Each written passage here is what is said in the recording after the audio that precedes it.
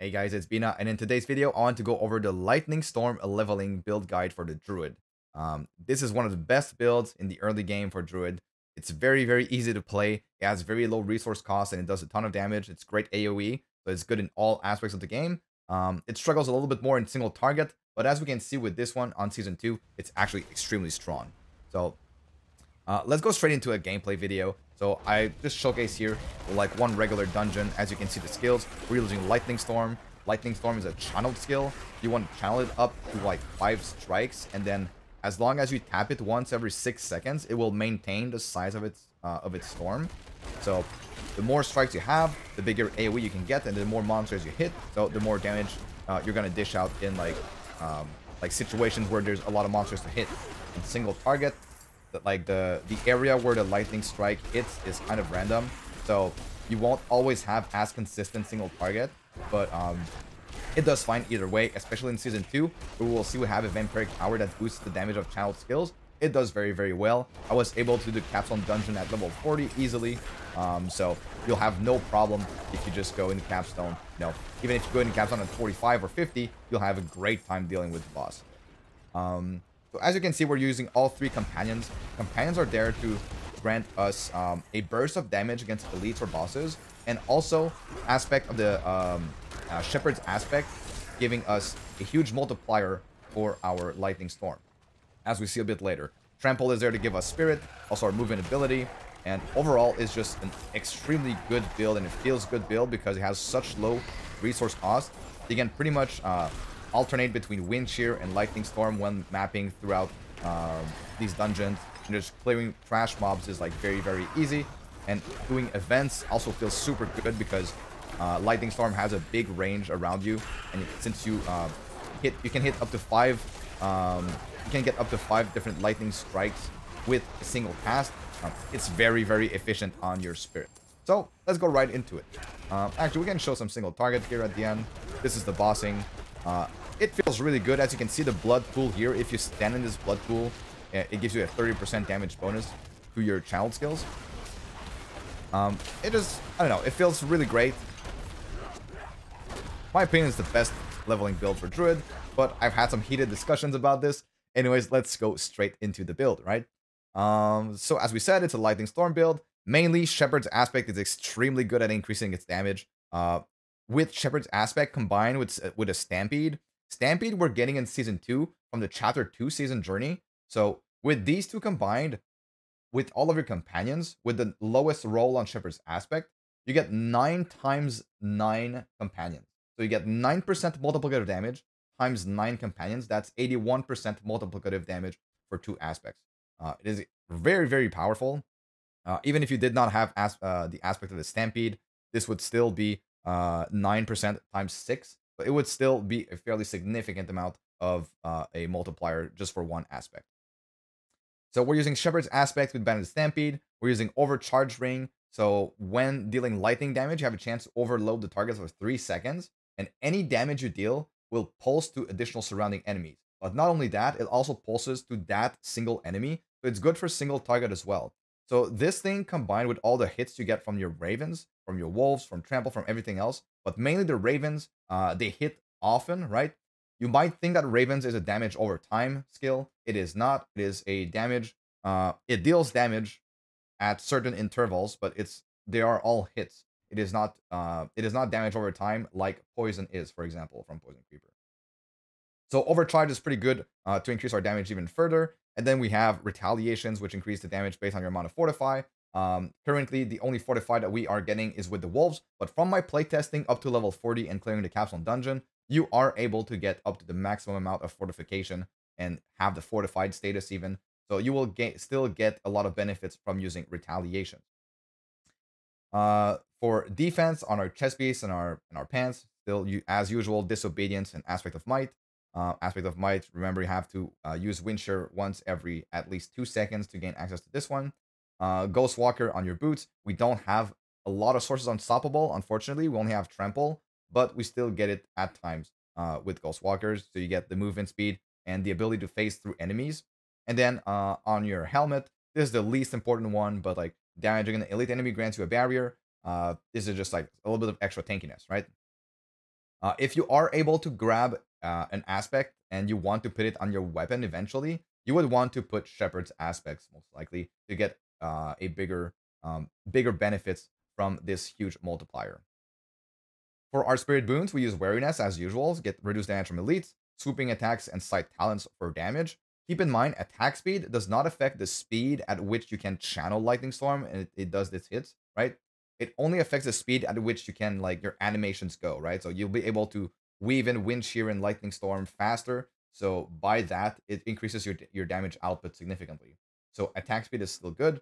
Another thing to note is that Lightning Storm, if you hold Lightning Storm, it will tick at a certain rate. And then if you just tap your Lightning Storm hotkey, you will be able to dish out damage more quickly and lightning strikes more quickly. So this is another like advanced tip if you want to use Lightning Storm and deal more damage and have more DPS. You can just tap the hotkey and you'll be able to hit more often. Pack Leader is there to reset the cooldown of all of our companion skills, which is really great. And then Overload, just another lightning synergy that increases our damage a little bit. So the pros, it has a very, very fast start early on in the game. It's extremely good. It usually falls off around level 30, but with our powers and with especially Shepherd's Aspect and Bandit of Stampede, this does not happen in Season 2.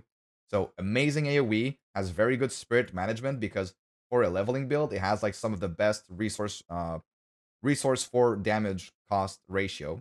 Multiple sources of damage with all of our companions and trample as well.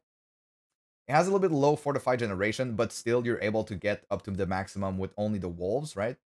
Falls off without aspects. Yes, this is true. If you don't get the aspects, as you get level 30, 35, 40, you will feel that the damage is starting to fall off. So you really need to focus on getting those aspects. Luckily, Shepherd's Aspect is available on the in the Codex of Power. Only one source of Unstoppable with Trample and inconsistent single damage because the lightning strikes actually hit at random. So you're not always guaranteed to hit like 2, 3, or 4 strikes on a single target. With Season of Blood, we have Vampiric Powers. So we decided to go for Moonrise mainly for the movement speed. Early on, it's extremely good. 15% movement speed is good early on because the rolls that you can get on your boots are not very, very high. And on your amulet, right? 7.5%. So like Moonrise is equal to both movement speed rolls on your boots and on your amulet. Extremely, extremely strong. Also giving you more attack speed. And we're using Wind Shear, so you can actually proc Moonrise and like maybe even just one cast of Wind Shear if you hit 5 targets. We have then Bathe in Blood. Bathe in Blood is used because we have a channeling skill in Lightning Storm, and so we gain access to a damage multiplier when we are in the bubble, and also on the Blood Puddle, and also a damage reduction against monsters. You can only cast the pool once every 8 seconds, but the pool lasts for 8 seconds. So you can get permanent uptime on Bathe in Blood. Premium of the Week, this is because you want to get enemies vulnerable while affected by a Vampiric Curse. And we are using Coven's Fang so that all of our minion skills have a chance to inflict a Vampiric Curse, increasing our single target significantly by making especially bosses vulnerable 100% of the time. So these two are very good together. And then Hemomancy is probably the best for any leveling build. It's just like kind of a way to cheese your early on leveling by, every 4 seconds you can it deals damage for a percentage of your maximum life to nearby enemies, but nearby enemies is pretty much the entire screen. So yeah, this is extremely strong, and it's also our source of healing. Here I state a couple of alternative Vampiric Powers. You can read through them if you want, but those are the ones that I decided to go through to get the best leveling experience. So for skills, we have Wind Shear, your Spirit Generator. It applies a vulnerable debuff as well. Provides movement speed. It resets the cooldown of your companion skills because we're using Pack Leader as well. So if you crit with it, it has a chance to reset all of your cooldowns. The more enemies that you hit, the more spirit that you generate. And in Season 2, it really easily stacks Moonrise because it pierces through any monster. So if you hit 5 monsters, you will automatically cast Moonrise. Wolves are great for quickly dealing damage for one target. So it's like a little bit of a burst of damage. So pretty much everything that you will need a burst against is only going to be elites or bosses. So you will very, very often have these up to deal with them. And so it makes for a really quick and easy way to chunk those elites and then go on your way, right? They will also tank for you. So it's actually pretty good for tankiness. And it's your main way of generating Fortify. The Ravens gives you a critical strike chance buff because they give you 8% increased crit strike chance against enemies for 6 seconds after they are hit. And it's another source of on-demand burst damage. And then Poison Creeper, it really packs a punch in the early stages of the game. It's one of the strongest abilities that the Druid has access to. So use it either against big packs of monsters that you want to just like cast your Poison Creeper and be on your way, or use it as another source of burst damage against elite. Remember, it also immobilizes, and this build has access to some immobilize synergy with Lightning Storm and our lightning damage, so it can be very good to apply immobilize in a pinch. And then you have Trample, which is your main movement ability. Also does a lot of damage. If you can trample a monster into a wall, it does even more damage. It grants you Unstoppable, which activates your Ghost Walker on your boots, right? So Ghost Walker gives you more movement speed and gives you access to phasing. It provides a significant amount of spirit on use, yes, because it gives you up to 40 spirit on every single cast that you do. So if you're fighting a boss, for example, you get low on spirit, you save your trample, you trample, and then you have like basically half of your spirit pool filled up instantly. It's really a big deal, especially in the early game. And then Lightning Storm is your main damage ability. You can chart it up to a maximum of 5 Thunder Strikes, and then tapping instead of holding lets you cast faster. And then we are using Primal Lightning Storm, which can immobilize targets. Keep in mind, this is not a lucky hit. This is just a straight up 12% chance to immobilize enemy for 3 seconds. So this is why we will scale into some more immobilize synergies later down the road. So we have this skill tree slider here, so you can check exactly the progression that you want to do. And then I explain point by point, every point that you need to take to level efficiently with this build. So you can read through all of this and just follow it like so. Right, so for the spirit boons, we have Pack Leader, which is the most important one early on. As soon as you have 25 points, go and unlock Pack Leader.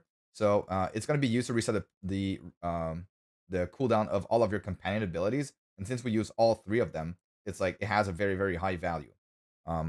Afterwards, you can follow these steps to unlock the rest of the spirit boons.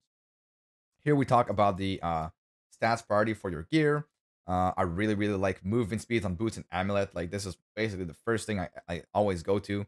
And then usually in the early game, you want to go for like damage stats because additive damage stats, like for example, storm skill damage and like lightning damage and stuff like that, right? They have a big effect because you have so little of it. You have so little of it so that they actually have as much importance, if not, they have as much importance as any multiplicative buffs, right? Because if you take a look, if you click on this, you get to the planner, right? Go world tier 1, we're level 50. How much actual damage do we get with item power 400 not upgraded? So for our offensive, we get 15% damage with lightning. We get 40% vulnerable damage, 17 with core, 15 with storm. So you see, we're like barely hitting like 100%. We're not even hitting 100% additive damage. So we have very, very little of it. So as soon as you find a piece that has an additive damage stat like storm scale damage, you will see a significant improvement over your damage. Willpower is also really great since it's another multiplier of itself. So main stat and like additive damage is really good in the early game. Then for the Codex of Power, these are all the aspects that you can get and where to get them. So make sure to grab Shepherd's Aspect as soon as possible to get the biggest increase to your damage very, very quickly. And then Aspect of Stampede is a Chapter 2 reward of the Season Journey. So grab this afterwards, and then you can continue down the road here. Other helpful legendary powers, if you do find them, Lightning Dancer's Aspect, which gives you 3 lightning bolts that seek enemies. So this will further enhance the AoE capability of Lightning Storm. And then Subterranean Aspect, if you can put this on one of your pieces of gear, it lets you use a Landslide when you use Poison Creeper, and so it will reset Pack Leader much more easily. So that pretty much covers the entire build guide. We are a Lightning Storm Druid. We channel Lightning Storm to its maximum size, and we preserve it by using it at least every 6 seconds. Tapping your hotkey will result in faster casts than just holding the key. Use your companion skills as a burst damage against tough enemies and bosses, and look out for helpful legendary aspects, especially Lightning Dancer and Subterranean. Hope you enjoyed the build guide, guys, and I'll see you guys all in the next one.